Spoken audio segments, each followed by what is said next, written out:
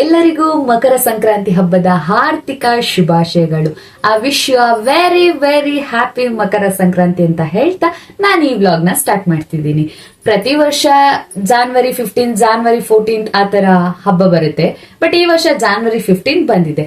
ಆದ್ರೆ ನಮ್ಮನೆಯಲ್ಲಿ ಪ್ರತಿ ವರ್ಷ ನಾವು ಸೆಲೆಬ್ರೇಟ್ ಮಾಡೋದು ಜಾನ್ವರಿ 14 ಈವ್ನಿಂಗ್ ಆಗಿರುತ್ತೆ. ಬಿಕಾಸ್ ಅದೊಂದು ವಾಡಿಕೆ ಅಂತಾನೆ ಹೇಳ್ಬೋದು. ನಮ್ಮನೆಯಲ್ಲಿ ಅವಾಗಿಂದ ಸಹ ಜಾನ್ವರಿ 14 ಈವ್ನಿಂಗ್ ಸೆಲೆಬ್ರೇಟ್ ಮಾಡೋದ್ ಬಂದಿದೆ.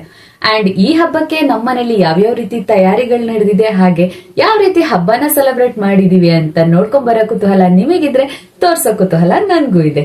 ಈ ವ್ಲಾಗ್ ನ ಕಂಪ್ಲೀಟ್ ಆಗಿ ನೋಡಿ ಹೇಗಿತ್ತು ಅಂತ ಕಮೆಂಟ್ ಮಾಡಿ. ಹೊಸದಾಗಿ ಯಾರಾದ್ರೂ ನೋಡ್ತಿದ್ರೆ ಫಾಲೋ ಮಾಡೋದನ್ನ ಮಾತ್ರ ಮರಿಬೇಡಿ. ಓಕೆನಾ? ಬನ್ನಿ ಹೇಗಿತ್ತು ಅಂತ ನೋಡ್ಕೊಂಡ್ ಬರೋಣ.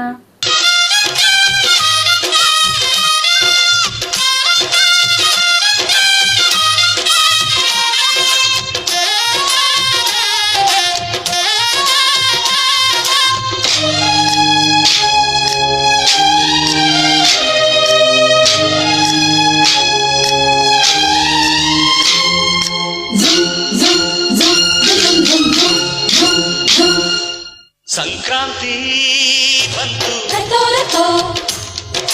ಮನಸ್ಸಲ್ಲಿ ಮನಸ್ಸು ಬಿತ್ತೋ